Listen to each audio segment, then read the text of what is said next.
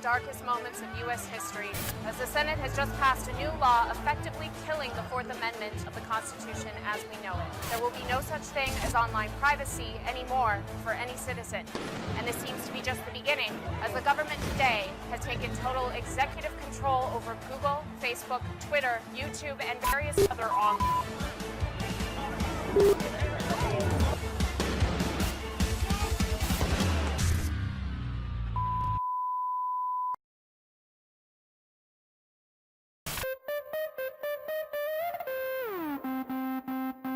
For the life of me, I can't figure this out. I read and I read and I watch and I watch. Everyone wants to tell me how the world is going to hell. Everyone wants to tell me why. The environment is threatened by corporations.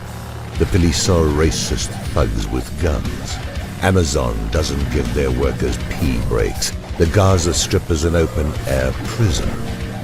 Wall Street is plundering the wealth of our country, and the IMF is raping the wealth of the rest of the world. All governments of the world's countries are corrupt. There is starvation when there is food. There is greed when there is need. And you were telling me as if I'm directly responsible. We had a response to this type of misdirected blame when I was a kid. It's your world, I'm just living in it. I think that it is apropos at this juncture in history as well. The alternative press, indeed, the entirety of citizen journalism, is as effectual as a long drink of water.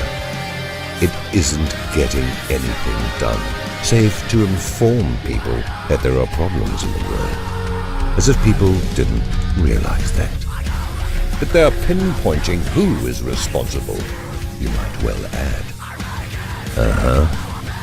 Well, that's the first step to changing things. Not unless you also have their home addresses.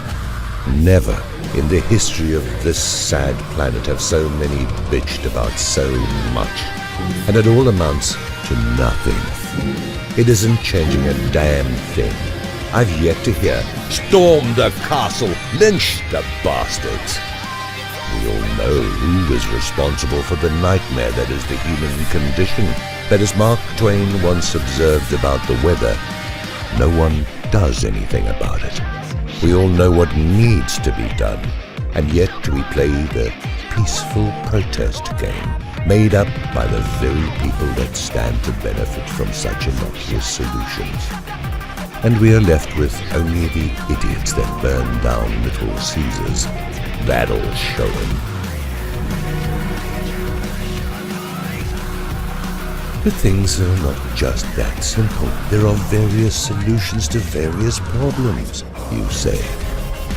I have always been what is known as a hammer mechanic. If you can't get it done with a hammer, use a bigger one. Of course, I could get into a lot of trouble calling for revolution here. But fuck it, I'm tired of everyone telling everyone else what is wrong. They are telling the wrong people. You tell Lloyd Blankfein about the misery he has caused in the world just before you tighten the noose around his neck. You tell Rupert Murdoch about the millions he has wronged minutes before you throw him out a 30-story window. You inform Bibi Netanyahu that he is a racist, murdering pig the instant that you toss him unarmed into a crowd of Palestinian prisoners. These people deserve no more justice than this. But what about the rule of law? You might well ask. Did you vote for a law that allows corporations to attain the rights of the individual? Did you vote for the Patriot Act?